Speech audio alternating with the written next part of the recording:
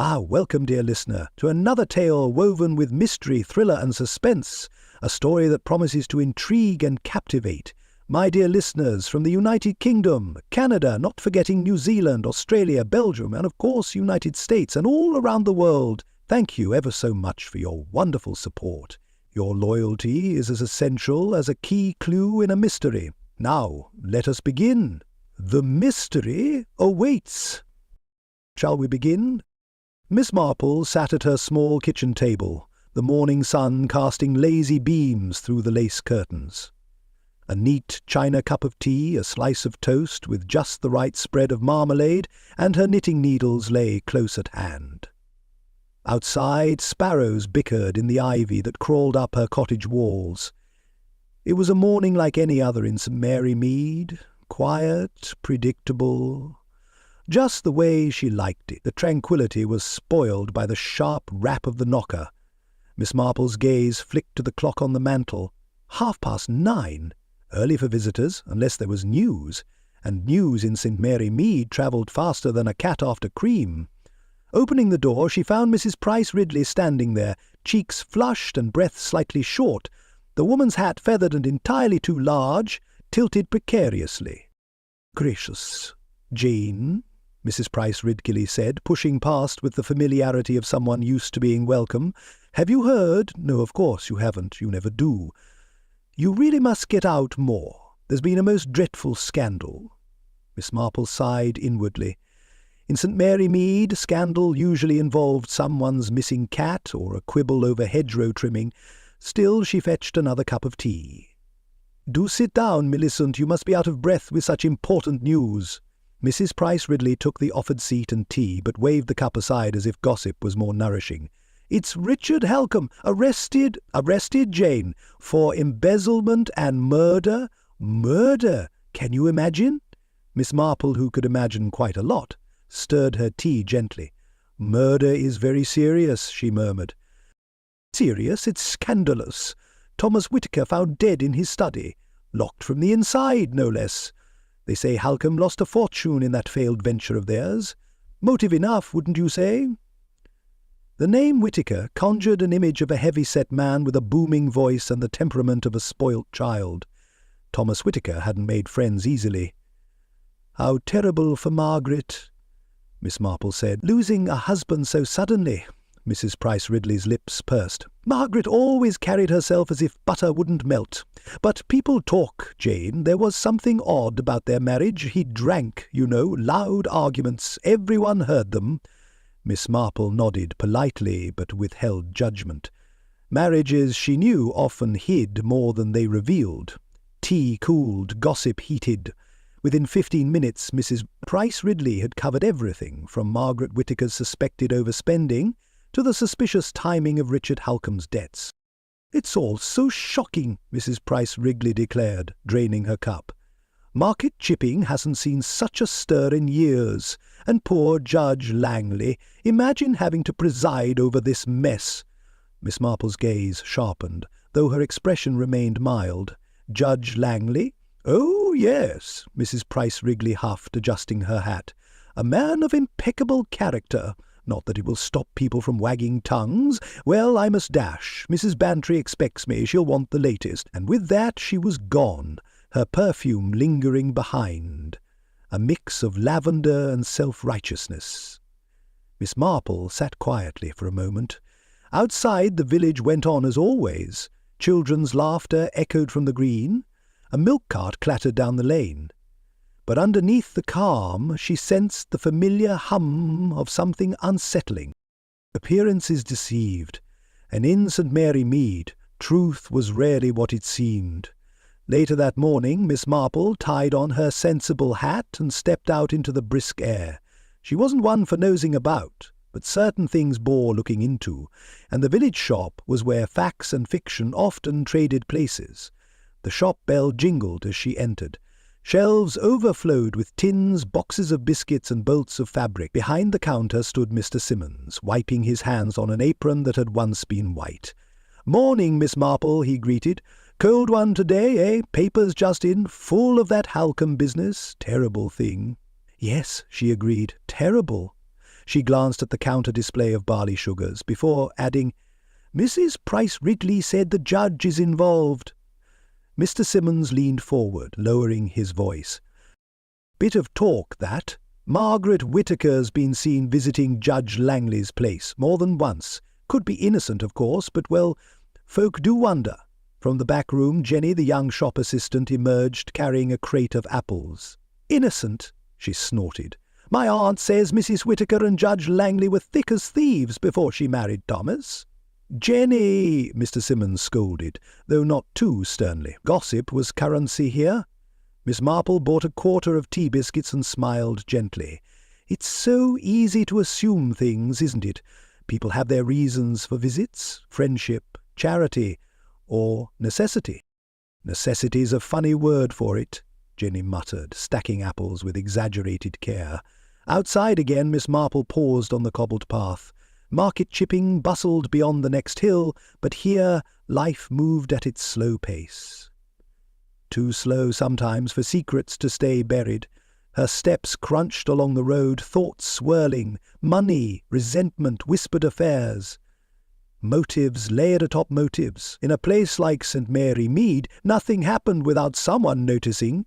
But seeing wasn't the same as understanding, and if there was one thing Miss Marple knew, it was that the truth rarely lived where people expected. St. Mary Mead was quiet on this chilly autumn morning, a place where the clink of china and the murmur of distant gossip were the loudest sounds. But today Market Chip's courthouse had swallowed the village whole, and its slow, clipped pulse throbbed through the creaking wooden beams of the court. Inside, the tension felt thick enough to cut through. Miss Marple sat at the back of the courtroom beside Mrs. Price Ridley, whose feathered hat tipped dangerously to one side. The room was filled with a motley crowd eager to catch a glimpse of the spectacle, their whispers crawling across the worn benches like ants. The air smelled faintly of leather and old paper, the scent of something not quite fresh. Richard Halcombe, accused of both embezzlement and the murder of his business partner, Thomas Whittaker, sat stone-faced in the defendant's chair. His sharp, calculated gaze flicked between his solicitor and the judge. His black suit looked expensive enough, but it couldn't disguise the set of his jaw. Pride and calculation mixed in a way that made him appear like a man who had built too many walls to keep people out. Margaret Whittaker, widow of the deceased, sat a few rows away, veiled and quiet. Her presence in the courtroom was like a shadow. It was impossible to tell if her grief was real or a well-rehearsed performance. The only sign of her distress came from her hands, white-knuckled against the edge of her lap, trembling slightly. The judge, Sir Edmund Langley, stood at the bench, his deep voice commanding attention. He was a large man, his posture erect and his robes a dark expanse that seemed to swallow the light. He delivered the opening remarks with a gravity that made it clear he saw this trial as something more than just another case to be adjudicated. He made it feel important, like he was on a mission to lay out the truth, even if it cost him. "Richard Halcombe is charged with the embezzlement of funds and the murder of his former business partner, Thomas Whittaker," Sir Edmund announced. "The prosecution will now lay out its case." The prosecutor stood, a thin man with a pinched face, and began detailing Halcombe's financial misdeeds. He spoke of lost investments, illicit transactions, and a growing tension between Halcombe and Whittaker. As the words spilled out, the atmosphere in the room thickened. The public gallery, held together by curiosity, leaned in with bated breath. Halcombe, unmoved, sat still. Miss Marple observed him from her seat in the back, noting the way his fingers twitched just once before he clenched them into fists. A small thing, but in a room full of judgment and loud accusations, it spoke volumes. The prosecution continued, laying out a sordid history of arguments between the two men. Whittaker had been the more visible of the two, but Halcombe had the means, the connections, the upper hand. And now, they said, Halcombe had murdered his partner to avoid his debts, to free himself from financial ruin. The prosecution's words were damning, and the evidence they laid out only seemed to bolster the case. As the courtroom simmered with whispers and glances, Miss Marple's attention shifted. Something about the way the prosecution had pieced the case together didn't feel complete. There was something they were not saying. But before she could dwell on it further, the sudden rustle of paper interrupted the proceedings. A court clerk approached Sir Edmund with an envelope, handing it to him discreetly. The clerk's face was unreadable, but the judge's expression darkened immediately. His usually stoic demeanour faltered for just a moment, a brief flicker of something in his eyes, before he schooled his features back into impassivity. The room quieted, the tension like a taut wire stretched to breaking point. The trial had reached a breaking point of its own, but nobody knew it yet. The judge's voice rang out, cutting through the thick silence. "A recess is hereby ordered. We will reconvene after a short break." The gavel struck with a sharp crack, and the gallery stirred. Whispers spread like wildfire through the room. Miss Marple glanced over at Mrs. Price Ridley, who was already clucking her tongue in scandal. "What now, Jane?" Mrs. Price Ridley hissed. "What do you suppose that was about? Something's happening. Something big." Before Miss Marple could respond, the courtroom erupted into conversation. A low murmur of voices filled the space, and soon the press stood in a huddle, scribbling frantically in their notebooks. When the recess concluded, Judge Langley returned, his face slightly flushed, and the air in the courtroom seemed to shift. The weight of it pressed down harder. Something had changed, but what? The judge's voice faltered only a little as he spoke. "It has come to my attention that a letter has been delivered to me, one that was sent anonymously. It alleges a prior romantic involvement between myself and Mrs. Margaret Whittaker," the judge said, his tone grave but his words hanging like a thunderclap. "A relationship that I failed to disclose." Gasps echoed through the courtroom, followed by an outburst of voices, some sympathetic, some scornful. The murmur of disbelief mixed with shock, and in that moment the foundation of the trial seemed to crumble. The story had shifted. Margaret's hands trembled in her lap, and for the first time since the trial began, her face betrayed something that couldn't be feigned. Her mouth twitched, her eyes darting nervously as if trapped in the very room they had constructed. Miss Marple studied her carefully. Was it shame, fear, or was it something else? Something deeper, darker? Judge Langley, now visibly shaken, cleared his throat and continued. "In light of this information, I must recuse myself from this trial. I will be stepping down, effective immediately." The courtroom erupted in chaos. Lawyers scrambled, voices pitched high with confusion, and the public gallery was a blur of motion. The judge's decision was unexpected, and it brought with it a wave of uncertainty. The proceedings that had seemed so sure just moments before were now suspended in air, waiting to crash down. Miss Marple stood slowly, her cane tapping against the wood of the bench, her mind already working. She could see the story unfolding before her, but there was more to it than what had been presented. This wasn't just about embezzlement, nor was it just about a murder. There was something deeper, something tangled in the relationships, the secrets of this small village. And it wasn't about to stay hidden much longer.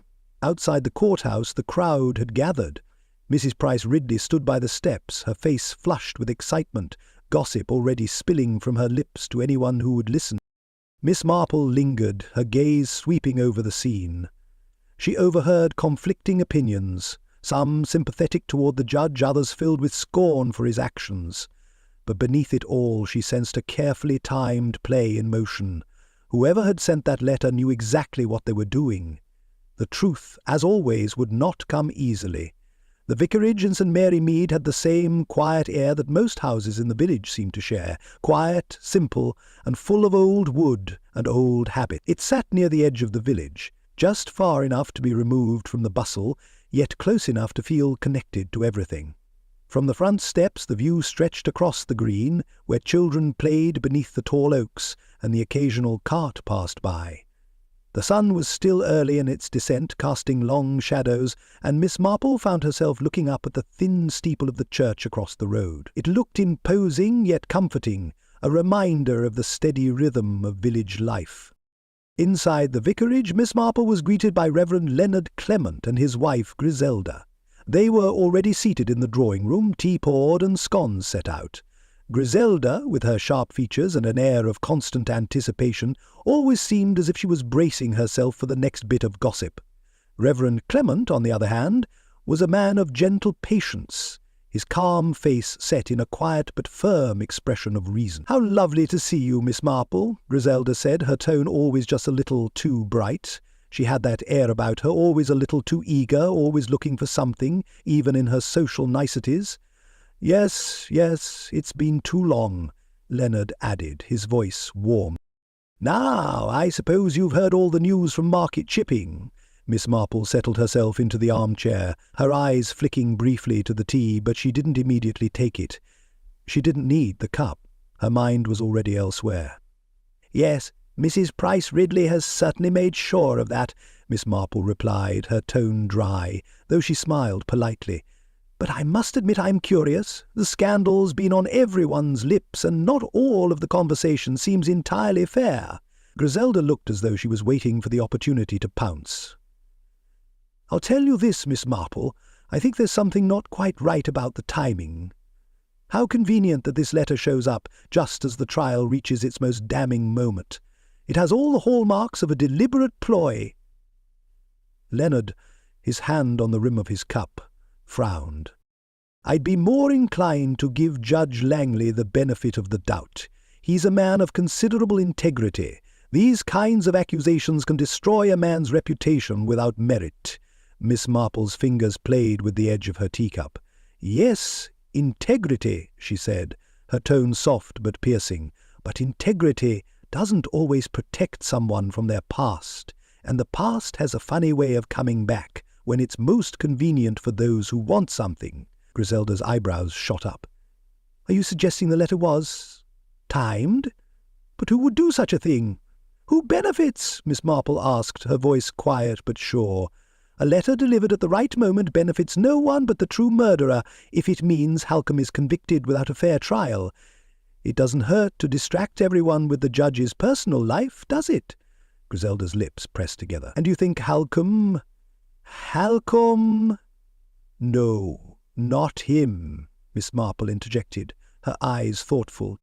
"But someone close to the victim, someone who might have something to gain from the trial's outcome." Leonard cleared his throat. "Miss Marple, I've never quite understood your knack for seeing so much where others see only what they're told." Miss Marple smiled slightly, a twinkle of amusement in her eyes. "People can be so much more complicated than they seem, Leonard, especially when there's something to lose." The conversation shifted after that, Grisel throwing in a remark about the vicar's new sermon series. But Miss Marple's thoughts remained on the trial. There was something about the timing of the letter, the way it had arrived just when it was needed, that didn't sit right with her. If anything, it was too well timed. But who was behind it? And why now? Later that afternoon, Miss Marple set off down the path leading toward Whittaker Manor. She had already sent a polite but firm request to Margaret Whittaker, and to her surprise the widow had agreed to meet her at the manor. The air was crisp, and as Miss Marple walked, she noticed the stillness that clung to the village. The houses were neat, orderly, too quiet. St. Mary Mead always felt closed in, like a room where no one ever wanted to leave. There was no rush to move on to the next place or the next conversation. It was as though time was stalled. Each house, each person, frozen in place by their own secrets. When she reached the gates of Whittaker Manor, she paused for a moment to take in the grand but faded facade. The estate was once elegant, its ivy-covered stone walls still bearing the remnants of a time when money and power were in abundance. Now the grandeur seemed strained, as though it too had grown tired, weighed down by years of neglect and the slow erosion of wealth. The heavy oak door opened at her knock, and Margaret Whittaker stood in the entrance, her face veiled. The widow's eyes were tired, her lips pressed tight, but her posture was stiffly polite, the kind of politeness that came from necessity, not warmth. "Miss Marple," Margaret said, stepping aside to let her enter, "please, come in."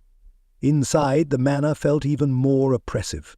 The smell of old wood and dust filled the air, the walls adorned with portraits of long-dead Whittakers, whose gazes seemed to follow Miss Marple as she moved through the dark hall. The furniture, while still rich in design, was worn, like everything in the house. Miss Marple took a seat in the drawing-room, noting the faded elegance. "You've lived here a long time, Mrs. Whittaker?" "Yes," Margaret replied quietly, her fingers tapping nervously against the armrest. "Thomas and I, it wasn't always easy, but I did love him." She said the words with little conviction, but Miss Marple wasn't convinced by the lack of emotion in her voice. "Thomas Whittaker," Miss Marple said softly. "He had a reputation for being difficult, I've heard. Was it the money, do you think, that made him so?" Margaret looked down, her fingers twitching again. "No, it wasn't just that. It was other things. Things he kept hidden. We all have our secrets, Miss Marple, even in a marriage." Miss Marple nodded, not pressing further. "And the study where your husband was found? Might I see it?" Margaret hesitated, then rose to lead the way. "Of course." The study was a dark room, heavy with the scent of old books and leather. The oak desk sat in the centre untouched, the chair slightly turned away, as though Thomas had been caught in the middle of something. The door to the room showed no signs of forced entry, and the windows were locked from the inside. A faint draught swirled around the edges of the bookcase, carrying with it the faintest hint of something more, something out of place.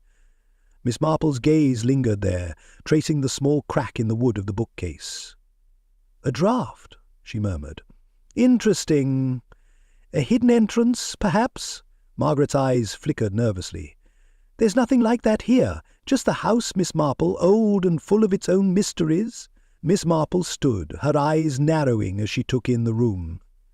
As they turned to leave, she caught sight of the housekeeper, Eliza Gray, standing in the hallway, watching them.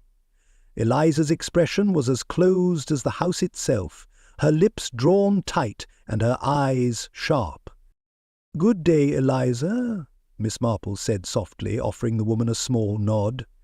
Eliza didn't respond, but Miss Marple caught the briefest flicker of unease in her eyes before the housekeeper turned away. Miss Marple lingered a moment longer, letting the silence settle. The air was thick with questions, but no one seemed ready to answer them.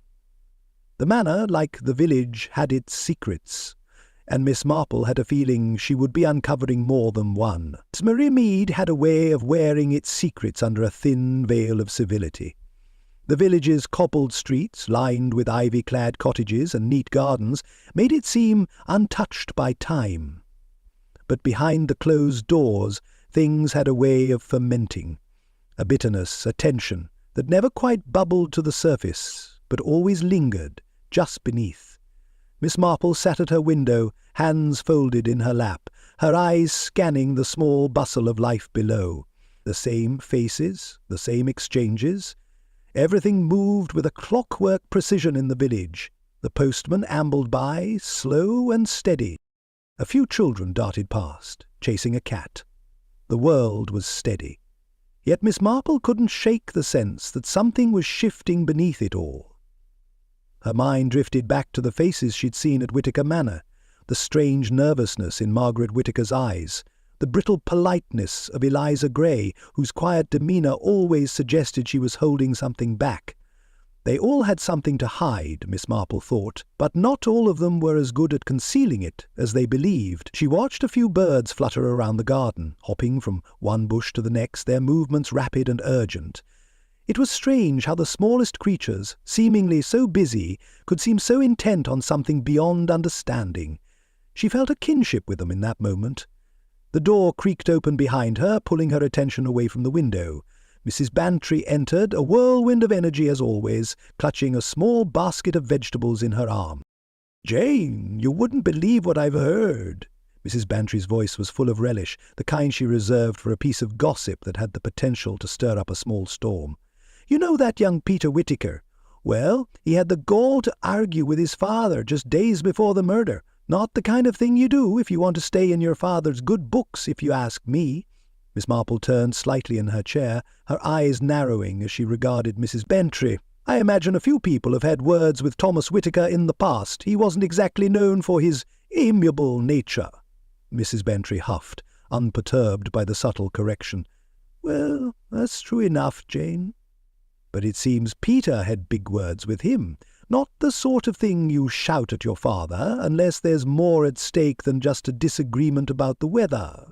Miss Marple's expression remained placid, though her thoughts began to turn. Peter Whittaker, a son disgruntled and perhaps desperate, a man with everything to lose if his father remained in control. "Did anyone else hear this argument?" Miss Marple asked casually, her voice steady, her eyes never leaving the quiet streets outside. Mrs. Bantry looked over at Miss Marple, clearly pleased by the interest in the matter. "Oh, well, it was overheard by a few of the villagers. Jenny Simmons from the shop, you know, she swears by it. They were shouting, Peter calling his father a bloody fool, and Thomas telling him to mind his place. No doubt it was about the will." The mention of the will brought Miss Marple's attention fully back to Mrs. Bantry. She could almost see the invisible thread connecting the old widow's words to the far more sinister motives lurking beneath the surface. "Interesting," Miss Marple murmured, her gaze flickering to the kettle on the stove. "I wonder, then, if that will had anything to do with it." Mrs. Bantry, clearly pleased that Miss Marple was picking up on her cues, sat down opposite her. "Now, that's what I've been wondering. People don't shout like that unless there's something big at stake. Peter's always been a bit of a spendthrift, hasn't he? Always hanging around the pubs, never quite steady." Miss Marple nodded, then turned the conversation in another direction. "And what of the staff at Whittaker Manor? You know Eliza Gray, don't you?" Mrs. Bantry seemed to hesitate for a moment before answering. "Eliza? Yes, of course. She's been there for years, 20, I'd say, quite the fixture. She's the kind of woman who's good at keeping things to herself. Never was one for gossip, not like most of the staff. But you know what they say. 20 years is a long time to serve a family. People have their resentment." Miss Marple's mind clicked into place as she turned to Mrs. Bantry. "So you think there might be something else behind Eliza's loyalty? Resentment? Perhaps over promises made, promises broken?" Mrs. Bantry's eyes narrowed, her mouth curling into a knowing smile. "Exactly. And, you know, Jane, people don't stay in a place that long out of loyalty alone. She knows something. I can feel it in my bones." Miss Marple said nothing for a long moment, her thoughts drifting back to Eliza Gray, the way she had watched Miss Marple and Margaret Whittaker during their brief encounter at the manor.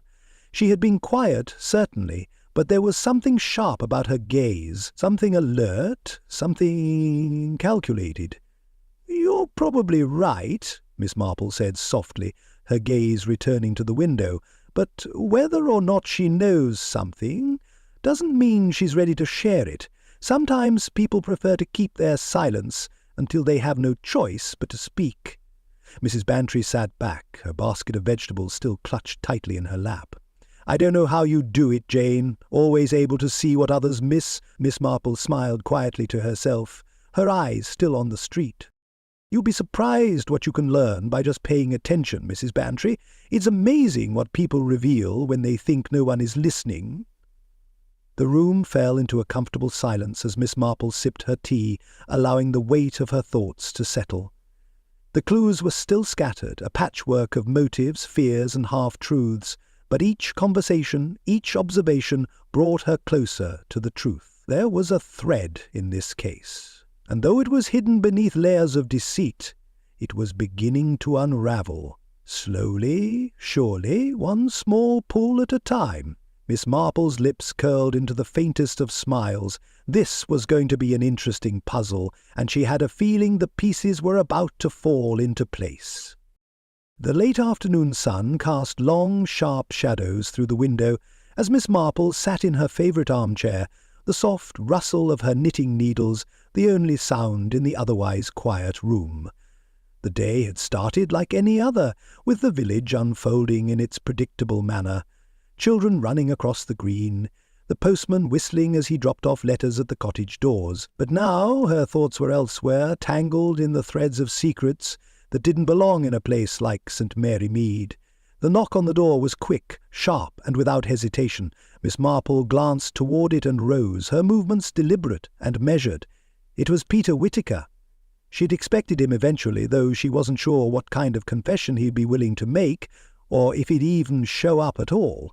He entered without waiting to be invited, standing in the doorway with a defensive air, his broad shoulders stiff. His eyes, hard and unyielding, darted over the room as if to confirm that Miss Marple was alone, that this wasn't a trap. His jaw clenched slightly when he saw her, and the tension in the room seemed to settle around him. "You wanted to see me?" Peter's voice was curt, almost annoyed. He hadn't come here for pleasantries. Miss Marple studied him quietly, sitting back in her chair as if giving him the space he needed. "I do like to give people a chance to speak for themselves, Peter. The people around here, well, they all seem to have their own opinions, but what matters most is your side of the story." His eyes flickered with a mix of irritation and something deeper. Guilt? Fear? Miss Marple wasn't sure, but she waited patiently, giving him a moment to settle himself. Finally he spoke, his voice low. "I didn't kill him. Thomas, my father. But I didn't like him much either. Who would? He had a way of making people feel like they owed him everything, like you could never live up to his expectations, especially me." He looked away, his fingers fidgeting with the cuff of his jacket. Miss Marple nodded slowly, her expression unreadable. "So you had a quarrel, I gather? You and your father?" Peter's face tightened, but he didn't look away. "Yeah, a big one. He was on me about my debts, gambling mainly. He didn't like the way I spent my money, called me a failure." He took a breath, his voice catching for just a moment. "That night we fought about it, and he told me if I didn't straighten out I'd be out of the will. He didn't think I could change. I think he had already made up his mind." Miss Marple kept her gaze steady on him. "And you were at the pub when your father died, weren't you? The Red Lion? You have witnesses to confirm it?" Peter's defensive posture softened just a little, but the tension in his jaw remained. "Yeah, I was at the Red Lion. A few people saw me there, Jenny Simmons, Tom Woodley, and a few others. I didn't kill him. I couldn't. I was there, and they know it." Miss Marple leaned back slightly, her fingers resting gently on her lap. "Interesting. But tell me, Peter, what do you know about your father's will? The one he made recently? The one that disinherited you?" His face twisted in confusion, and he shifted uncomfortably. "I don't know much about it. He told me he'd made some changes, but he wouldn't tell me what exactly. I didn't even know it was final until after he died." Miss Marple's sharp eyes took in every detail of Peter's reaction. There was something about his uncertainty that caught her attention. "You don't know where the new will is, do you?" she asked, her voice deceptively casual. Peter's mouth tightened, but he didn't respond immediately. Finally he shook his head. "No, I don't. But I know it's supposed to be with his lawyer somewhere, the man who drew it up. But I don't know where." Miss Marple's mind began to churn. There were too many gaps in Peter's story, too many half-answers. And yet she knew there was more to this than a simple quarrel over money. The disinheritance, the conflict between father and son, it didn't add up. Peter had been left with nothing, but he had an alibi. It didn't make sense for him to be the murderer. But what if someone else had acted on his behalf? Her eyes shifted to the window for a moment, the shadows lengthening outside. She hadn't expected him to confess to murder, of course. That wasn't how these things worked, not with the Whittakers. But the fragments of his story were telling her something else.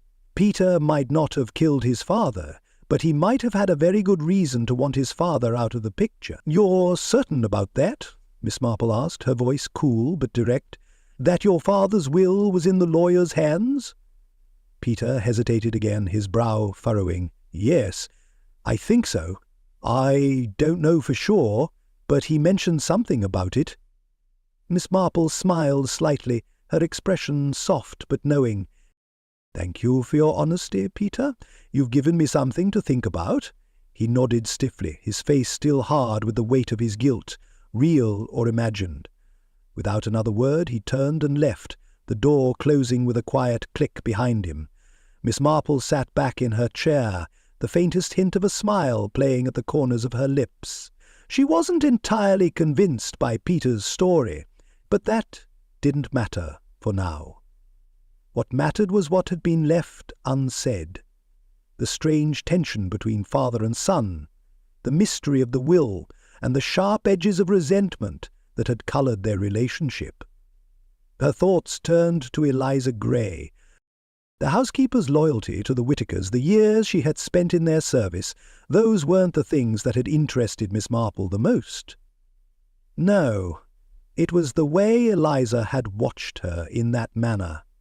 The way her eyes had flickered with something else, something unspoken. Miss Marple's mind worked, piecing together the quiet clues, the subtle motives, and the threads of anger and fear that were slowly unravelling before her. It wasn't just Peter who had something to gain from Thomas Whitaker's death. Eliza Gray's loyalty was as brittle as glass, and Miss Marple suspected it had shattered long before anyone had realized. She stood and walked to the window, looking out over the quiet village of St. Mary Mead. The pieces were falling into place, but there were still gaps. The key to this mystery, who had really killed Thomas Whitaker, was still just out of reach. But Miss Marple had a feeling that the truth was closer than anyone could guess, and it was all tangled up in a carefully hidden past. The afternoon was just beginning to dip, casting long shadows across the village of St. Mary Mead. The streets, as always, hummed with the quiet rhythm of life. Miss Marple, with her simple walking cane in hand and a quiet thought in her head, made her way to the back of Whitaker Manor, where Eliza Gray lived in modest quarters.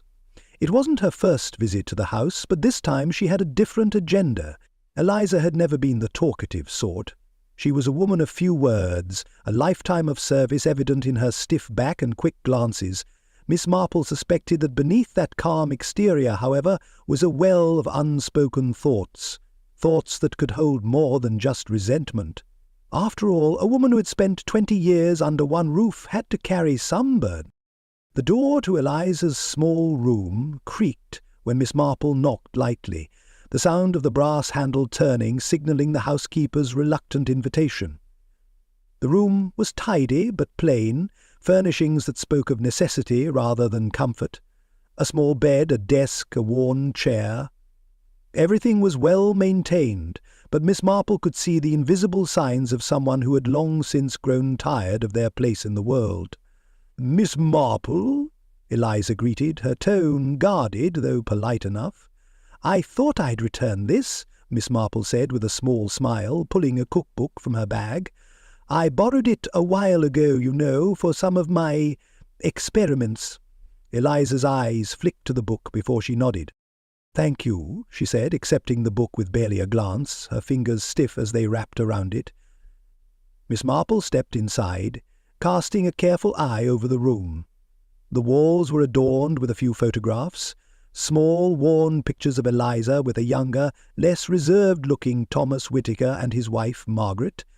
The same portraits that hung in the main house, only these were more personal, less formal. It was a striking image, one that spoke of long-forgotten promises and a younger, softer side of Eliza, one perhaps not so hardened by the years. "You were quite close with the Whitakers once, weren't you?" Miss Marple asked, her voice casual but laced with a subtle edge of inquiry. Eliza stiffened slightly, but didn't answer immediately. The silence stretched until she finally spoke, her voice tight. "I was part of the family, Miss Marple, for a time." "And you still feel that way?" Miss Marple pressed, her eyes narrowing ever so slightly. A bitter laugh escaped Eliza. "Promises," she muttered under her breath, glancing briefly at the photographs again. "All the promises in the world mean nothing when you're left with empty hands." Miss Marple noted the tension in Eliza's words, the unspoken history between her and the Whitakers. She could almost hear the resentment lingering in the air, thick like dust, waiting for a breath to stir it. Before she could press further, her attention shifted to something unusual hanging near the fireplace, an old rusted key hanging from a small hook. It looked out of place in the otherwise orderly room, its significance obvious in its solitude. It wasn't just any key. It was the kind of thing that belonged to a room that no one needed to enter anymore. A closet, perhaps, or something more private. "That's a curious key," Miss Marple said, her voice low as if musing aloud. "It doesn't look like it belongs to this room, does it?" Eliza's face tightened immediately, and she quickly reached up to remove the key. "It's for the garden shed," she said briskly, tucking it into her pocket. "Nothing important." "Of course," Miss Marple replied with a soft smile, though her eyes remained sharp. The answer was too quick, too rehearsed. It was a lie, or at least an evasion, and Miss Marple wasn't about to let it slide. After a few more pleasantries, Miss Marple excused herself, leaving Eliza to her quiet. As she stepped out into the hall, the quiet hum of the manor seemed to press in on her, as though the walls themselves were hiding something. The key was an odd detail, one that would have to be investigated further. There were no garden sheds near the study where Thomas Whittaker had been killed. But there was something else behind that door, something hidden just out of sight. By the time Miss Marple returned to Whittaker Manor, dusk had fallen, and the house felt even colder than before. The silence in the study seemed unnatural, like the house was holding its breath. She had persuaded Inspector Graves to return with her to the study, though he had been sceptical at first. His belief in the simple nature of the crime made him dismiss any notion of hidden passageways or covert escapes, but Miss Marple's insistence had worn him down. "This better be worth my time, Miss Marple," Inspector Graves grumbled as he followed her into the room. "We're not dealing with a conjuring trick here. The door was locked. No one came in or out." Miss Marple ignored his scepticism. She had no time for such doubts. Her focus was on the faint draught that still lingered near the bookcase, an almost imperceptible current of air that suggested something hidden in the walls. She moved closer to the bookcase and began running her fingers along the edges, tapping lightly in places. Her hand paused as it made contact with a small, almost imperceptible latch behind one of the rows of books. It was old, probably overlooked for years, but the latch clicked open under the pressure of her fingers. Inspector Graves' eyes widened as the bookcase shifted, revealing a narrow passageway hidden in plain sight. "What in the blazes?" He stepped forward, his voice dropping to a murmur. "That wasn't there before." Miss Marple stepped into the passage, her eyes quickly adjusting to the dimness. The narrow corridor was barely wide enough for two people, but it led directly toward the kitchen, a servant's passage most likely.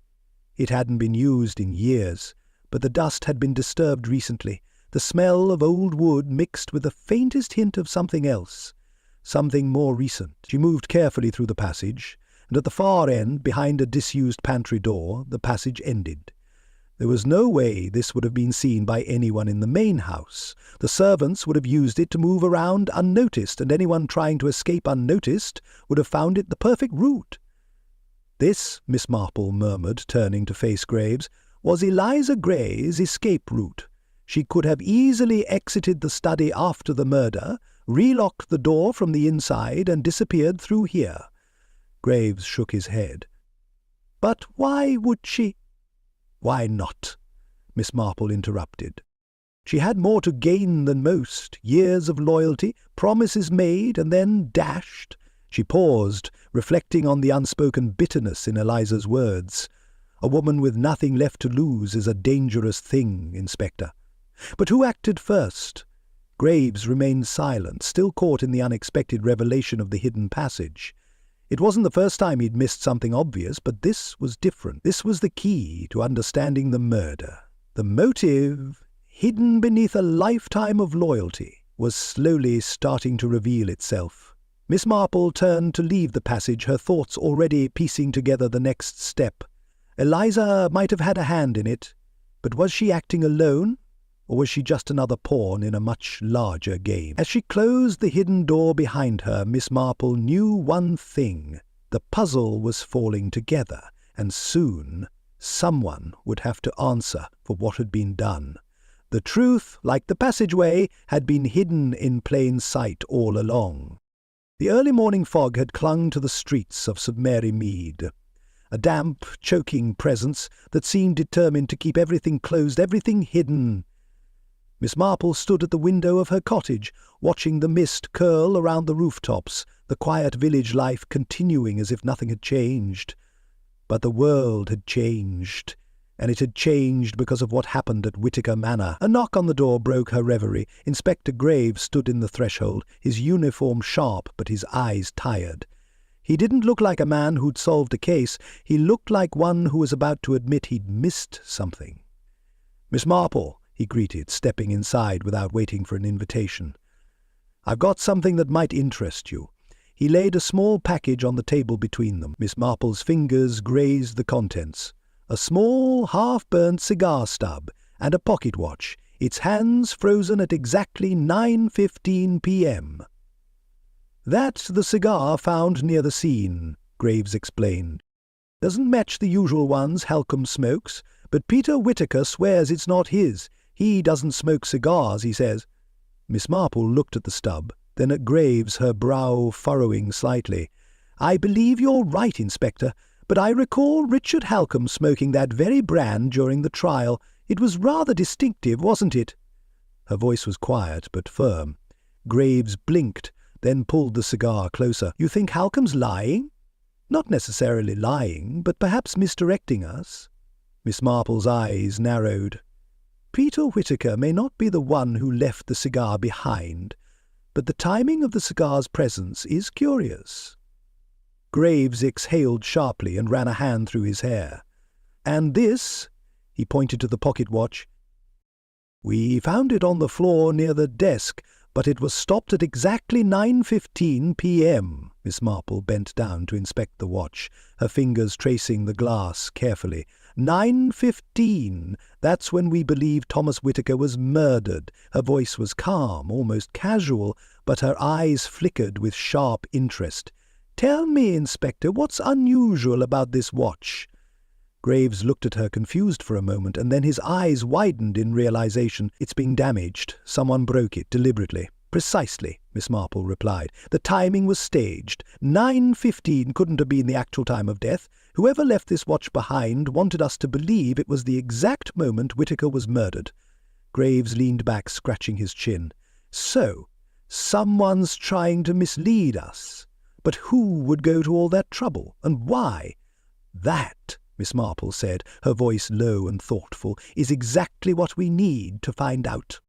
The atmosphere in Whittaker Manor was charged when Miss Marple, with the assistance of Inspector Graves, arranged a final meeting with all the principal players in the case: Margaret Whittaker, Peter Whittaker, Eliza Gray, and Richard Halcombe. Each had their part to play, but none seemed to have their hands clean. The grand salon, usually a place of calm and quiet conversation, now felt more like a stage waiting for the final act. The tall windows let in the dim light of the afternoon, the shadows stretching across the room, emphasizing the uneasy tension that hung between the gathered suspects. Margaret Whittaker sat rigidly on one of the chairs, her hands clasped tightly in her lap. Her face, usually the picture of serene composure, was now drawn, her lips pressed together in a thin line. The weight of the trial seemed to have taken a toll on her. Her once commanding presence now shrunk into something more fragile. Peter Whittaker, standing near the fireplace, couldn't stand still. He shifted from one foot to the other, his hand running nervously through his hair. Every so often his eyes darted toward Eliza, and Miss Marple noticed the subtle shift in his posture whenever he did. Eliza, for her part, seemed completely unaffected by the tension in the room. Her face was stoic, her hands folded in her lap, but her eyes, those sharp, calculating eyes, never stopped moving. She was alert, watching, waiting. There was something about her that seemed too composed for a woman in her position, a woman who had spent most of her life in service. Richard Halcombe stood near the window, his face a mixture of impatience and arrogance. He had already been through the ringer with the police, and though he didn't show it, his frustration was evident. His presence in the room felt like an anchor, weighing down the air with a sense of impending decision. "Everyone's here," Miss Marple said, her voice calm but firm, drawing the room's attention. "I think it's time we had a final word on the matter. There's a great deal more going on here than any of you have let on." The room went still, the only sounds the faint rustle of clothing and the quiet ticking of a nearby clock. Miss Marple's eyes swept over the group, taking in their nervous glances, their forced stillness. She could almost hear the lies they had told themselves, the half-truths that hung in the air like smoke. "I've done a great deal of thinking," Miss Marple continued, her gaze settling on Eliza first. "You've all said what you needed to, but there's something missing in your stories, something that doesn't fit." Eliza's eyes narrowed, her jaw tightening, but she said nothing. "Let's talk about the night of the murder," Miss Marple said. her tone easy, conversational. "Richard, you've told us that you left the manor at 8:45 p.m., but none of the witnesses confirm that. What's your explanation?" Halcombe's lips curled into a thin, impatient smile. "I left at that time. If the witnesses didn't see me, it's their fault, not mine." "And you left the study unlocked, didn't you?" Miss Marple pressed, her gaze unwavering. "Convenient for someone else to use the study and frame you for a murder you didn't commit?" Halcombe's smile faltered, but he recovered quickly. "I didn't murder anyone," he spat, his voice rising slightly. "I came here to clear my name, not to have you accuse me of something I didn't do." "Yes," Miss Marple said, her eyes softening. "But there's a question you've left unanswered. Why did you leave your cigar stub in the study?" Halcombe shifted uncomfortably, but said nothing. Miss Marple's gaze moved toward Peter. "And you, Peter? Your alibi. It doesn't hold up. You were at the pub, but that doesn't explain your anger with your father or how you were planning to deal with your debts." Peter swallowed hard, his fingers trembling ever so slightly. "I didn't kill him," he said again, though his voice had lost some of its conviction. The silence was thick now, the kind that pressed in from all sides. Miss Marple turned to Eliza, who met her gaze squarely. "And you, Eliza? The key? It's odd, don't you think, that you'd have a key to a hidden passageway in the manor, one that could lead directly from the study to the kitchen? That's quite a way to slip away undetected, wouldn't you say?" Eliza's lips curled, but it wasn't a smile. It was a grimace, one that said she was ready to admit to something, but not quite yet. "Did you do it?" Miss Marple asked, her voice soft, almost kindly. The room held its breath. "Yes," Eliza said, her voice low and even, "but not alone." The pieces were falling into place, but Miss Marple knew that the truth was still just out of reach.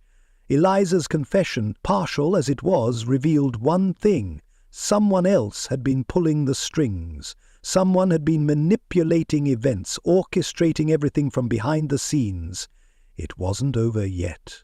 Not by a long shot. And Miss Marple was more certain than ever that the answer was hidden in plain sight, just waiting for someone to put the pieces together. The atmosphere in Whittaker Manor's grand salon was thick with tension. A cold, still air seemed to settle over the room, pressing down on the gathered group. Margaret Whittaker sat at one end of the room, her fingers tightly clutching a handkerchief, her face pale and drawn. She looked the part of a grieving widow, though something about her composure felt rehearsed, like she was playing a part she had long since grown tired of. Peter Whittaker, seated across from her, drummed his fingers impatiently on the armrest of his chair. His posture was stiff, his eyes shifting between the others in the room. He had the look of a man cornered, and his nervous movements gave away his inner turmoil more than his words ever could. Eliza Gray stood by the door, her back straight as a board, her expression hard and unreadable. She was the picture of rigid control, her hands clasped in front of her, though Miss Marple noted the slight tremor in her fingers. Richard Halcombe leaned against the far wall, arms crossed, his gaze wary. He had the air of a man who was used to being in control, but the storm brewing in the room had made him uneasy. He had no idea how the next few hours would play out, and that discomfort was etched in every line of his face. Inspector Graves, standing at the centre of the room, cleared his throat and glanced at Miss Marple before turning to address the others. "We've gathered a lot of information so far," he began, his voice rough but steady, "but as of now the pieces don't quite fit. We have a motive, but no clear suspect." There was a pause, as everyone processed the weight of his words. Margaret's hand tightened around the handkerchief. Peter shifted in his seat, and Eliza's eyes darted around the room, avoiding contact with anyone. Miss Marple, who had been sitting quietly, observing each of them, finally spoke up. Her voice was soft but pointed. "Who truly benefits from Thomas Whittaker's death?" she asked, her eyes moving from one face to the next. The question hung in the air like a challenge. Peter's response came almost immediately, a sharp denial. "I don't know," he said quickly, his voice too quick, too certain. "I don't stand to gain anything. I never wanted him dead." Miss Marple's eyes locked onto him. Not directly, no. But if you were disinherited, someone else must have stood to gain, mustn't they? Margaret stiffened at the mention of the will, her fingers clutching the handkerchief tighter. She hesitated for a long moment, her gaze flicking nervously between the others, before she spoke, her voice low. Thomas had been blackmailed recently, she confessed, her eyes cast downward. But I never found out who was behind it. He wouldn't tell me. He said it was something from his past, something he couldn't escape. There was a moment of silence as the weight of Margaret's revelation settled over the room. Miss Marple watched her carefully, noting the way she avoided eye contact as she spoke. It was the kind of detail that begged for further investigation, one that suggested deeper secrets had been buried under the surface of the Whittaker family for years. Eliza's gaze flickered ever so slightly, but she said nothing. Miss Marple's sharp eyes caught the brief hesitation, and she felt the sting of something untold in Eliza's silence. She had learned long ago that silence was often the loudest statement someone could make. Miss Marple shifted her focus to the anonymous letter that had disrupted the trial, her voice cutting through the stillness of the room. "And what of the letter, Margaret?" she asked. "The one that surfaced at the most convenient time, the one that accused Judge Langley of a romantic past with you. Why did it come to light just then? And who stood to gain from it?" Margaret looked up, her face a mixture of confusion and frustration. "I swear I had nothing to do with it," she said, her voice rising a little. "I didn't want any of this to happen. The letter, it's just another complication in all of this. I don't know why someone would send it." Miss Marple's gaze never wavered from Margaret, her expression unreadable. "I think you do, but you're not ready to say." The tension in the room escalated, the heavy silence broken only by the faint ticking of a clock on the wall. Miss Marple could feel the pressure mounting, but she wasn't ready to press too hard. She needed more than just half answers and uncomfortable silences. She turned to Eliza, whose eyes were now fixed on the floor. Miss Marple allowed a moment of silence to linger, the weight of the question heavy between them. "Eliza," she said gently, "do you know who was behind the blackmail? Someone close to the family, perhaps?" Eliza's lips tightened into a thin line, but she said nothing. She didn't need to answer. Her silence was telling enough. There was something more here, something deeper than just resentment over broken promises. There was fear, a fear that had been hidden for years, waiting for the right moment to reveal itself. The room was still. The walls felt too close, the tension thick enough to cut with a knife. Miss Marple was not one to give up easily, especially when she sensed something was about to break wide open. It had become clear to her that the answers she sought lay hidden in the shadows, waiting for someone bold enough to expose them. "Let me show you something," Miss Marple said, rising from her seat. The others looked up, surprised by her sudden movement. She led them to the study, the place where Thomas Whittaker had been found dead.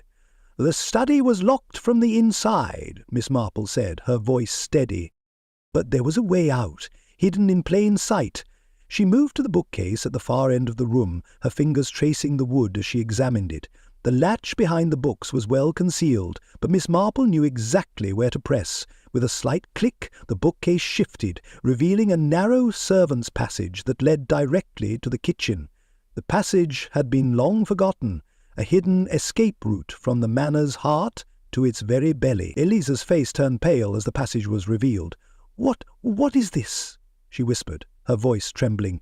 "This," Miss Marple said, her voice cutting through the tension, "is how someone could have left the study unnoticed.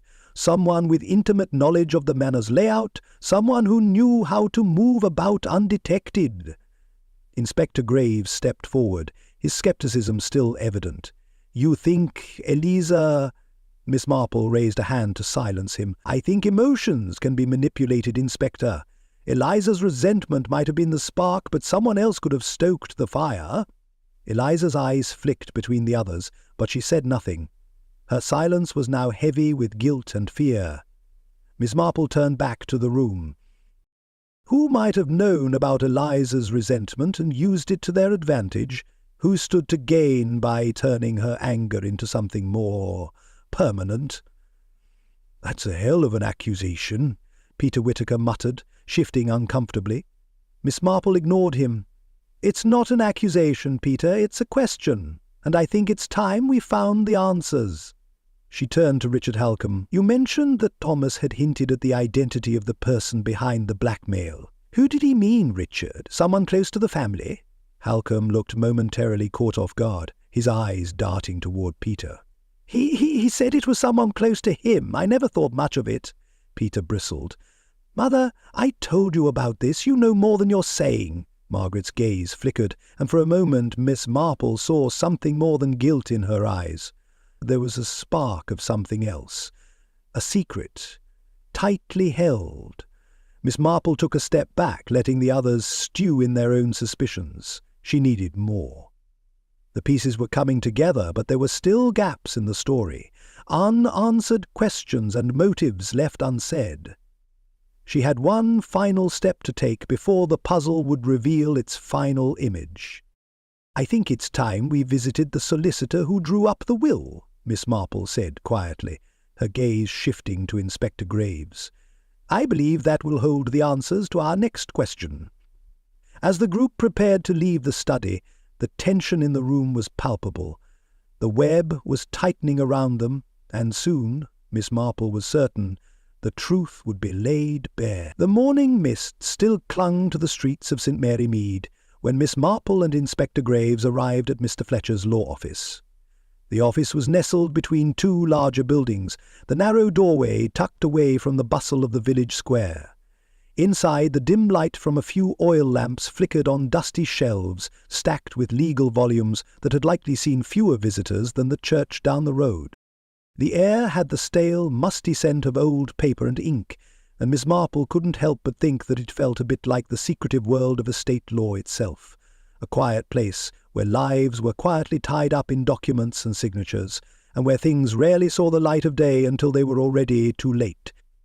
Mr. Fletcher, a man with a round face and thin, nervous hands, greeted them with the air of someone used to keeping their words short. "Good morning," he said, his tone careful. "I'm sorry to hear about Mr. Whittaker's passing. It's never easy to manage the affairs of someone under such tragic circumstances." Miss Marple nodded as she seated herself in the chair across from his desk. She could feel the tension in the air, the kind of tension that hung over important matters that people didn't want to speak about but knew had to be addressed. Fletcher seemed to sense that she wasn't one to delay these matters, so he wasted no time. "I understand you wanted to discuss the will, Miss Marple?"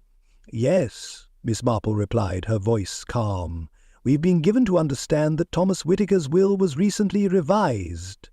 We'd like to know more about its contents, particularly the details involving his family." Mr. Fletcher hesitated, then opened a drawer behind his desk, pulling out a manila folder. He placed it carefully in front of them and opened it, revealing an unsigned will. "This," he said, "is the most recent draft. Mr. Whittaker did not finalize it, but it was his intention to leave his estate to a charity with a generous pension for his long-serving housekeeper, Eliza Gray. There's no mention of his son, Peter." Miss Marple's eyes flickered toward the will, her fingers resting lightly on the edge of the paper. The news was unexpected. Peter Whittaker, the heir, left with nothing? That didn't fit with the story Peter had told. "So if Peter was to be disinherited," she said slowly, "why did Eliza Gray stand to gain so much? The pension, you said, was it substantial?" Fletcher nodded. "Yes, very. It was clear that Mr. Whittaker held her in high regard. She had been with the family for over 20 years, and despite the occasional disagreements, he trusted her." Miss Marple let the words settle in. "Eliza Gray stood to gain a comfortable life from the will. Why, then, would she want to kill the man who'd made sure she was financially secure?" The contradiction didn't sit right with her. "But this was never finalized," Miss Marple mused, her gaze fixed on the unsigned document. "What happened to the final version of this will?" Fletcher's hands trembled slightly as he answered. "The original will, the signed one, disappeared shortly before Mr. Whittaker's death. We assumed it was misplaced, but it never turned up." Miss Marple's expression softened, but her mind raced.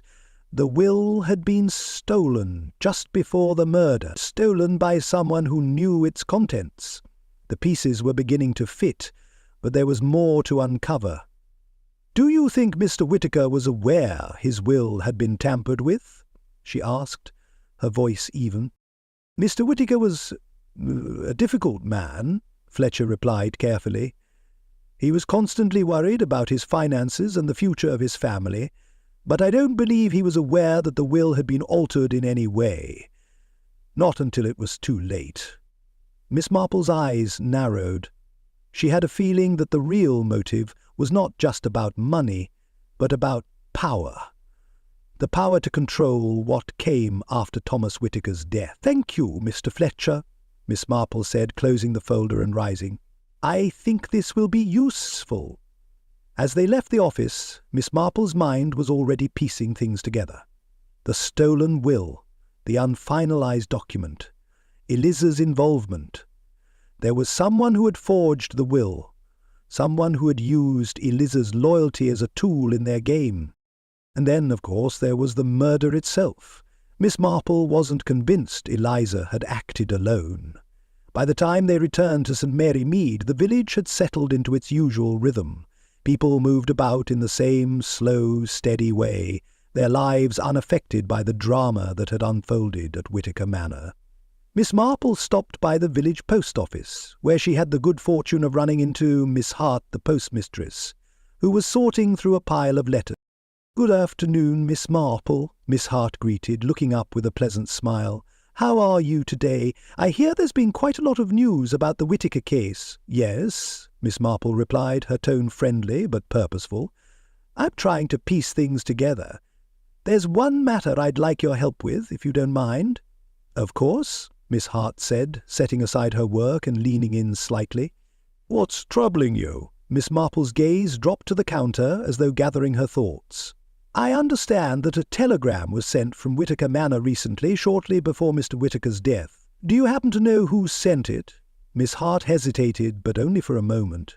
"Ah, well, that's interesting, actually," she said, glancing around as though ensuring no one was listening too closely. "It wasn't from Margaret or Peter, I can tell you that much. No, it was Eliza. The telegram came in on the day of the murder. She was the one who signed it." Miss Marple raised an eyebrow, her curiosity piqued. "Eliza sent a telegram that day? What was it about?" "I'm not sure about the specifics," Miss Hart confessed, "but it was marked for urgent delivery. Eliza seemed upset when she sent it, though. Almost as if she didn't want to be seen.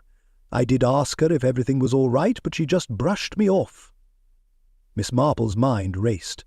Eliza was the key, but why had she sent the telegram, and why had she been so secretive about it? The pieces were slowly falling into place, but something about Peter's story still didn't sit right with her. With a polite nod, Miss Marple left the post office and made her way back to Whittaker Manor. Eliza's involvement was clearer now. She had sent the telegram, but to whom? And for what purpose? As they arrived, Miss Marple confronted Eliza, her eyes steady and calculating. "Eliza," she said gently, "I know you sent the telegram. Why don't you tell me why?" For a moment Eliza's face tightened, and Miss Marple could see the tension in her posture. Then, with a long sigh, Eliza spoke. "I thought I was helping," she said, her voice cracking. "I thought I was helping Peter.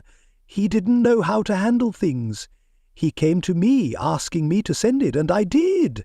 I thought it was about settling the estate, but I didn't know it would lead to all of this." Miss Marple kept her voice calm but firm. "What exactly did Peter ask you to send in that telegram, Eliza?" Eliza hesitated, then broke down, her shoulders shaking. "He said it was about arranging things for the inheritance, but it wasn't. It was about getting rid of Thomas. He said it was the only way."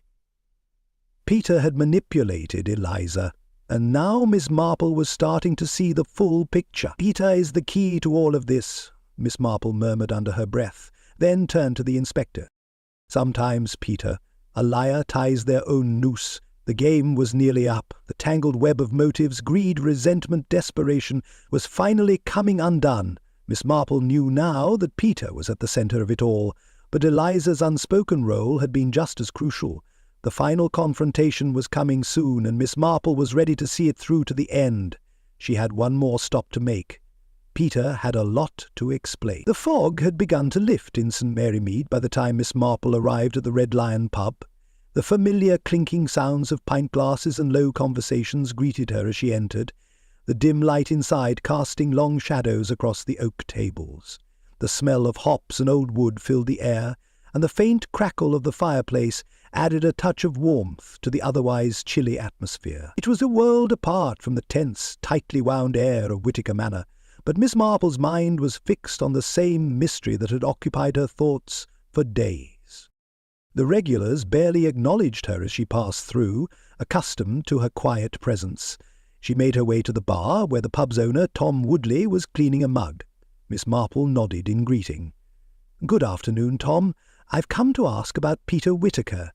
His alibi, well, it doesn't seem to hold up as well as it did." Tom looked up, clearly uncomfortable. "Oh, Miss Marple," he said, his voice a little too thick. "I didn't think anyone would be asking questions about that night." He wiped the glass once more, though it didn't need it. "But, well, Peter didn't come in when he said he did. He came in later. Not much later, mind you, but later than he told the police." Miss Marple's eyes sharpened as she leaned in slightly. "How much later, Tom?" Tom hesitated, his eyes shifting toward the other patrons before he leaned closer. "Not by much, maybe 15 minutes, 20 tops, but it's enough, isn't it? Enough to put him at the manor when his father was killed.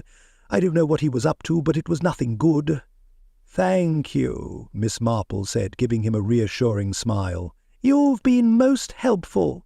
She left the pub, her mind processing the new information. Peter Whittaker's carefully crafted alibi was crumbling, bit by bit, and it seemed that the young man's time in the spotlight was soon to end. But there was still one piece of the puzzle she had to turn over: Peter's involvement with the cigar stub found at the scene. Back at Whittaker Manor, Miss Marple wasted no time in confronting Peter. The room was colder now, with the light of late afternoon streaming through the tall windows, casting shadows that seemed to stretch across the grand salon.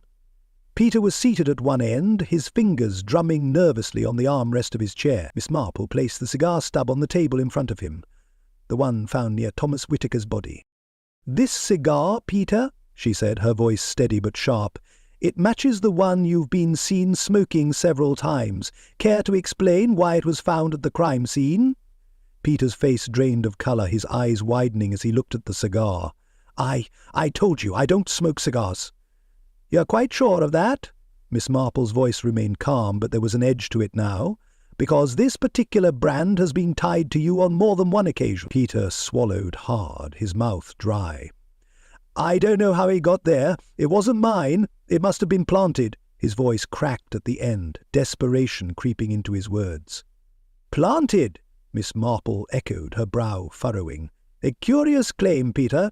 I wonder who would want to plant evidence that would tie you directly to the murder scene." Margaret, who had been silent until now, spoke up, her voice trembling with a mixture of fear and hope. "Peter, please, you need to tell the truth." She reached out toward him, her hands trembling. "You're my son. You can't lie to me." Peter flinched at her words, his eyes darting between his mother and Miss Marple, then back to the cigar. His lips pressed together, and his silence stretched into the air like a taut rope, ready to snap. Inspector Graves, who had been standing nearby, shifted impatiently. "This has gone on long enough," he said, his voice rough. "Peter Whittaker, you're under suspicion. We need answers, and we need them now." Miss Marple raised a hand to halt him. "Rushing to judgment without seeing the whole pattern is like knitting with dropped stitches. You'll end up with a mess," she said, her tone sharp but steady. "We can't accuse someone on the basis of a single mistake. We need more." Peter, his face pale, finally spoke, his voice barely above a whisper. "I didn't do it. I didn't kill him. I couldn't." Miss Marple nodded, though she wasn't convinced by his words. The situation was growing clearer, but there was still much left unsaid. The study was just as it had been when Miss Marple first saw it, though now it felt heavier, as if the room had been holding its breath ever since that night. The clock on the mantel ticked quietly, the only sound in the room, but Miss Marple could feel the weight of the air pressing down on her. She moved to the desk, her fingers gliding over the surface, her eyes scanning the room for any small detail that might have been overlooked. She paused as her fingers brushed over a faint indentation on the desk. It was slight, barely noticeable, but it was enough. Something heavy had been placed there recently. The marks were too fresh to be the result of years of use. Miss Marple bent down, studying the marks more closely. "The pocket watch," she murmured. It was here. The broken pocket watch, stopped at exactly 9:15 p.m., had been part of the earlier investigation. At first it had seemed like a clear marker of time, but now Miss Marple was beginning to see it for what it truly was, a distraction. It wasn't the time of death, Miss Marple muttered to herself, her fingers tracing the lines on the desk. It was staged. Someone wanted us to think that was the moment. The truth, however, is somewhere else. Inspector Graves, watching her intently, raised an eyebrow. "You're suggesting the watch was placed there deliberately to throw us off the trail?" Miss Marple nodded slowly, her eyes still on the desk. "It was deliberate. The murderer wanted to manipulate the timeline, to make us believe something that wasn't true. And the marks on this desk, they tell me the watch wasn't the only thing moved." She turned her attention to the fireplace, her mind racing. It was there, just behind a small pile of ashes, that she found the next clue, a half-burnt letter.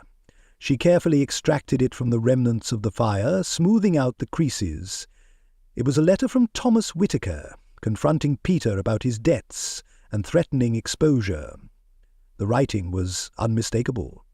Thomas's handwriting, shaky but deliberate, telling Peter that there was no more room for lies. "Thomas confronted him," Miss Marple murmured, her eyes fixed on the letter. Peter must have known his father would expose him. The stakes were too high for Peter to back down. Inspector Graves stepped forward, his eyes scanning the letter. "This changes things," he said, his voice low.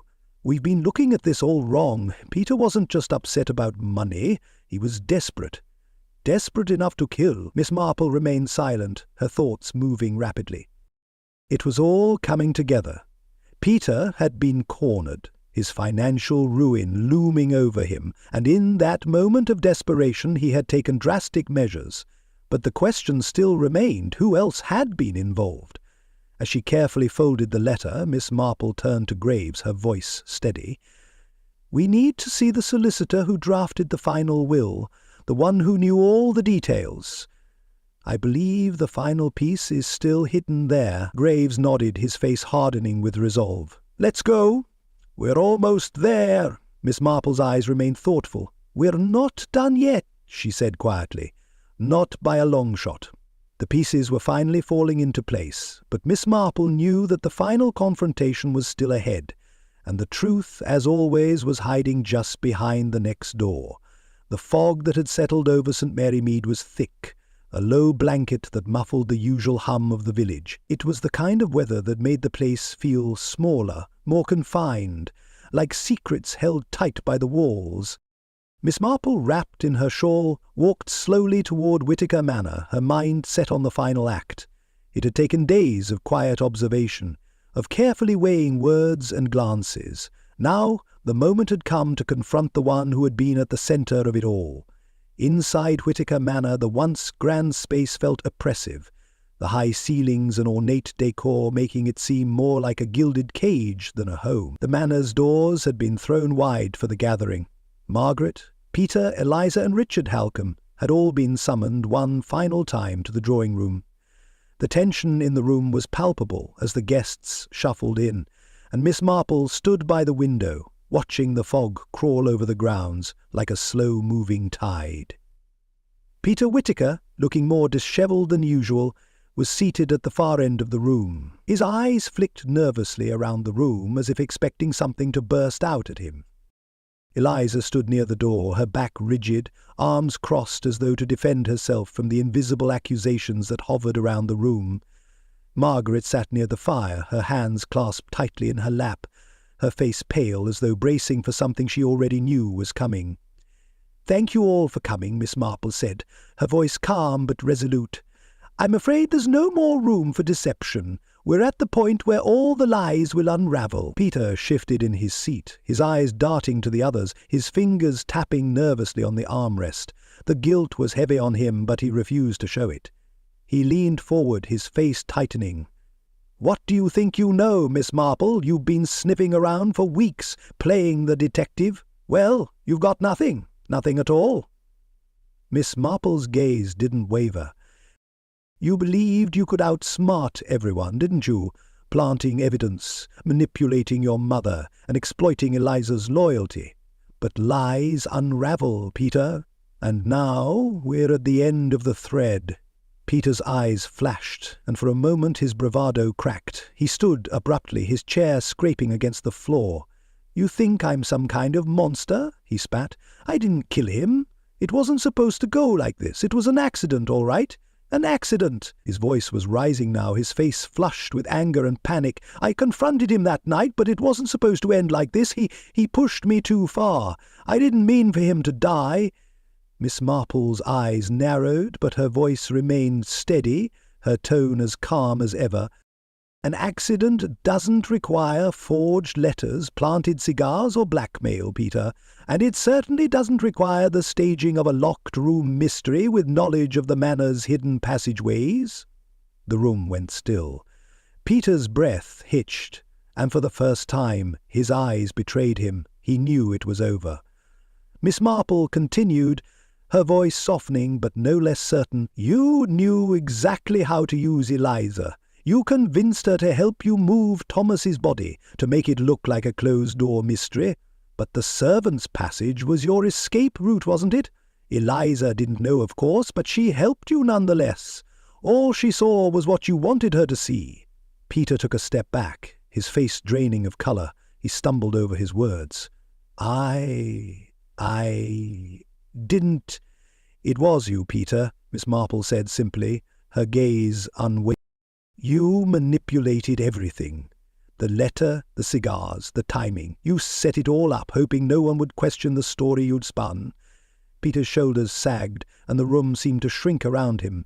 He looked down at the floor, his voice barely a whisper. "What was I supposed to do? He was ruining me. He wouldn't help me any more. I had nothing left. Nothing." Margaret Whittaker's face crumpled. She had been silent, watching her son unravel before her eyes. But now, at last, the full weight of his confession hit her like a physical blow. Her hand flew to her mouth, and she collapsed into the chair, her tears spilling freely. She sobbed quietly, her shoulders shaking as though she could no longer hold the grief, the betrayal. The years of love turned to dust. Peter stood there, frozen, his body stiff as though he couldn't reconcile the truth with the words that had just come out of his mouth. For a long moment neither of them spoke. Margaret's sobs filled the room, the sound like a weight pressing down on everyone in it. Finally Peter spoke, his voice soft, almost apologetic. "I didn't mean for it to happen like that, Mother. I didn't think he'd die. I just wanted him to stop. I just wanted a chance. He never gave me one." Inspector Graves, standing silently at the far side of the room, stepped forward now. His hand was steady as he reached for Peter's arm, but Peter pulled away with a slight jerk. He didn't want to be touched. Not now, not after everything. "I'll take it from here, Miss Marple," Graves said, his voice grim. "Peter Whittaker, you're under arrest for the murder of your father." Peter's shoulders slumped as the reality of the situation settled in. He didn't fight it. There was nothing left to fight for. As the inspector moved to cuff him, Peter muttered under his breath, almost as if to himself, "Father never gave me a chance. What was I supposed to do?" His voice was hoarse, the words coming out in a jagged whisper. "What was I supposed to do?" Miss Marple watched him for a moment, then turned to Margaret, who was still crying quietly, her face buried in her hands. She stepped over to her, her hands gentle on Margaret's trembling shoulders. "It's a cruel thing when greed blinds a man to those who love him," Miss Marple murmured softly, helping Margaret into the chair. "But there's nothing left to be done now. You must remember, Margaret, that your love for him wasn't in vain. It was just misplaced." Margaret looked up at Miss Marple, her eyes red and swollen, her face a portrait of heartbreak. "I never thought he could do something like this," she whispered, her voice shaking. I thought I knew him." "You did, Margaret," Miss Marple replied softly. "But sometimes a person's choices are driven by a fear so great they can't see what they're doing. They blind themselves to the ones who truly care." Inspector Graves stepped back, his face hardening as he looked at the pair. He nodded to Miss Marple, his voice low. "I'll take him now." As Peter was led away, Miss Marple stood in the centre of the room, the weight of the case finally lifting, but the faces of the Whitakers, the broken family, lingered in her thoughts.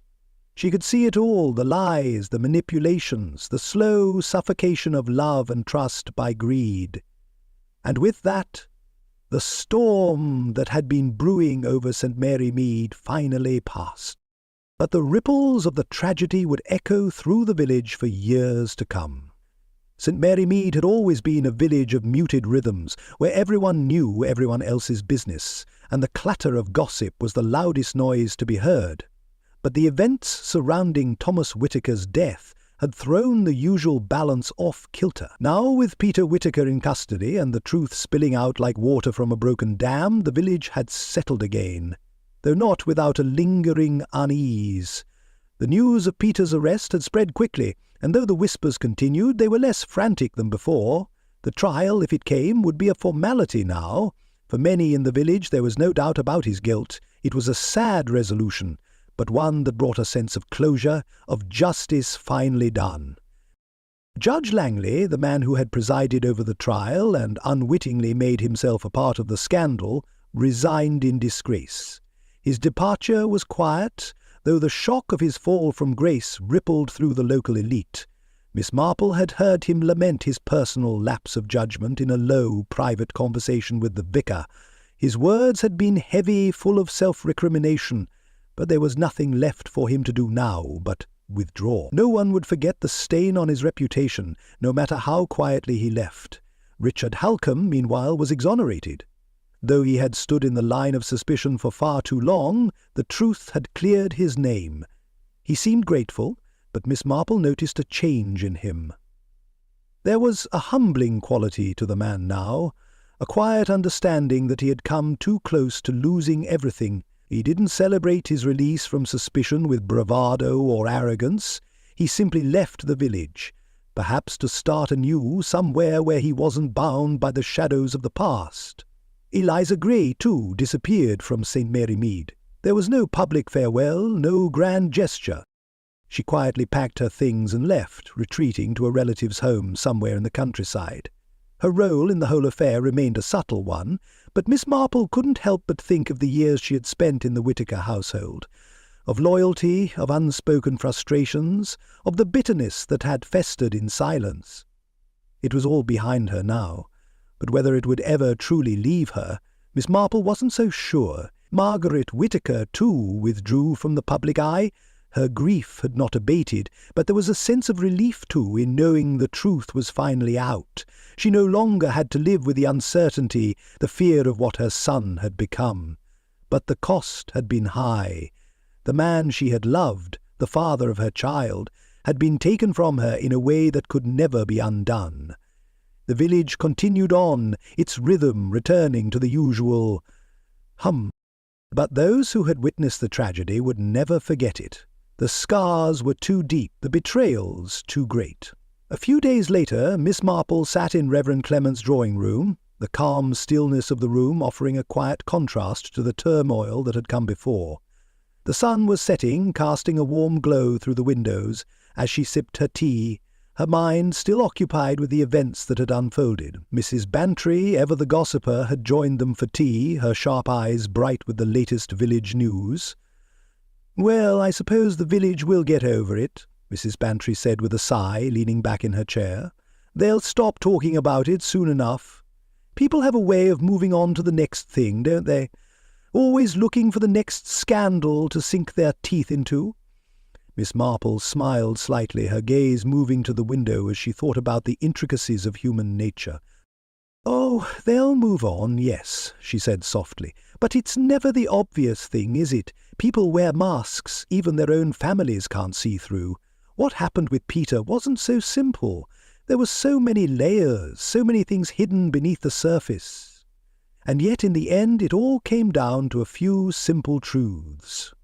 Reverend Clement, who had been listening quietly, nodded thoughtfully. "It's a hard thing, isn't it, to see someone you love go so far astray, but in the end justice was done. I just hope Peter can find peace with himself." Miss Marple didn't answer right away. She was still thinking about the way people hid themselves, about the things they chose to hide from even those they loved most. It was one of life's most tragic truths, the things people were willing to do, the lies they were willing to tell, all to protect their own egos, their own fears. Mrs. Bantry, ever the practical one, shook her head. "I'll tell you, Miss Marple, I don't think I'll ever stop hearing about this. It's the kind of thing the village will talk about for years. It'll become one of those stories they'll tell around the dinner tables for generations." Miss Marple smiled, the corners of her mouth twitching with a hint of dry amusement. "Oh, Mrs. Bantry, you're right. People do love a scandal. It makes life a little more exciting, doesn't it?" She paused, then added with a gentle nod. "But eventually they'll move on, until the next mystery arises, of course." Mrs. Bantry gave her a knowing look. "Oh, I'm sure you'll have another one of your cases soon enough, Miss Marple. You always do." Miss Marple chuckled softly, her eyes twinkling. "Perhaps, but I think this one is done, the truth is out, and justice has been served. Sometimes that's all we can ask for." As the conversation drifted back to more mundane matters, Mrs. Bantry's latest baking experiment and Reverend Clement's upcoming sermon, Miss Marple sat back, content with the peace that had finally settled over St. Mary Mead. The pieces had fallen into place, the lies exposed, and the right people had been held accountable. In the end, justice was a quiet thing, one that didn't seek attention or applause. It simply existed, like a thread that held the whole fabric of the world together. And in St. Mary Mead the threads would continue to weave unnoticed until the next story unfolded. But for now, Miss Marple allowed herself a moment of peace, knowing that the truth had been uncovered, and the village had, for the moment, returned to its quiet, predictable. And St. Mary Mead had always been a village that ran on its own time, a quiet, steady rhythm that didn't easily bend to the winds of change. The sun came up every morning, and by the time it dipped behind the hills, the village had already moved on to its next small drama. Life was simple here, the gossip predictable, and the routines comfortably stifling. Yet even in a place as calm as St. Mary Mead, there was always a storm hiding beneath the surface. It had been months since Peter Whittaker's arrest, since the murder that had shaken the village to its core. Now, life was slowly resuming its usual pace. The village green, once a place of sombre silence in the wake of the scandal, was now alive again with children's laughter. The boys kicked a ball around, their energy too loud to be contained by the neat hedgerows. The elderly women who would normally sit on the park benches and gossip in quiet whispers now watched from a distance, exchanging knowing glances about the troubles that had visited the village. They'd move on, they always did, but the whispering would never quite stop. In front of the butcher's shop, Mrs. Hartley was telling a story that everyone heard before, but which no one ever seemed to tire of. The gossip was lighter now, less about scandal and more about the return of normalcy. But Miss Marple could hear the undertone, the occasional mention of Peter Whittaker, his downfall still fresh in their minds, lingering like an old wound that had yet to fully heal. Miss Marple stood at her front door, watching the village go about its business. She could hear the familiar cadence of life slowly returning to the green. The shopkeepers, who had always been more than happy to gossip over the counter, had started up their usual chatter again. Their voices, now a bit more subdued, talked of the next shipment of goods, the weather, and, of course, Peter. They'd wait until the next scandal to fill the airwaves. Miss Marple turned her attention back to her garden. The roses needed trimming, and it was a good day for it. She made her way out to the garden, her knees protesting as she knelt beside the flowers. The peace of her little patch of greenery was something she'd always found calming. The world could go mad, but here, with the soft smell of roses filling her senses, she could feel the pull of something steady. As she worked, a letter arrived, slipping through the mailbox slot with a quiet thud. Miss Marple straightened up and took it, recognizing the neat handwriting on the front. She opened the envelope and read the contents with the kind of focus only someone who had seen it all could manage. The letter was from Inspector Graves, and it thanked her for her invaluable assistance in solving the Whittaker case. It was formal, polite, but there was an underlying respect in the words, a recognition of her sharp mind and the role she had played. She folded the letter and set it aside, not because it was unimportant, but because it didn't need any further reflection. Picking up her knitting, Miss Marple muttered to herself, her eyes glancing at the quiet scene outside. "People are funny creatures," she murmured softly. "But patterns emerge if you know where to look." She knew the truth of that well. It was in the small details, the things that people thought they could hide but always betrayed themselves with. There was always a pattern if you knew where to find it. Her knitting needles clicked in the quiet afternoon as she worked, content but not fully at ease, for while the village was returning to its usual pace, there was always a quiet knowledge in the back of her mind. Mary Mead, for all its charm, would always have its mysteries, its quiet corners where the shadows of the past were never quite erased. The day moved on, and Miss Marple continued to sit by her window, her knitting finished for the time being. The sky outside had grown dimmer, the last of the daylight slipping away behind the horizon. The village square, where so much had transpired in the last few months, seemed at peace now. The street lamps flickered on one by one, casting their soft yellow glow on the cobblestones. People were returning to their homes, the hum of quiet conversations filling the air. Miss Marple sat back in her chair, her eyes scanning the village as it settled into its evening routine. There was something comforting about the sight, almost like the closing of a book, the last page turning, leaving only the quiet hum of life going on. But Miss Marple knew better. She'd seen too much of the world, too much of human nature, to think that things were truly calm. There was always something waiting, something lurking just beneath the surface. She sighed contentedly, though there was a knowing glint in her eye as she watched the village grow darker. "It's funny," she murmured, "how quiet things can seem, and yet there's always something more beneath it. No matter how peaceful things seem, you never really know what lies underneath. Mystery always finds a way to creep in." She paused, her gaze lingering on the village square, now emptying out for the night. The firelight in the windows flickered softly in the distance, and the smell of wood smoke drifted on the breeze. It was a peaceful night, but Miss Marple knew as well as anyone that peace could be fleeting. And after all, she said to herself with a faint smile, St. Mary Mead does have a way of keeping one on one's toes. She sat there for a moment longer, her thoughts turning inward, reflecting on the many mysteries she had solved over the years. Some had been easier than others, but each had its own unique story. And though the village was calm for now, she knew that mystery never really slept. It waited, patiently, just around the corner. In St. Mary Mead, the calm was a veneer, a fragile illusion, and Miss Marple, as always, was ready for whatever came next.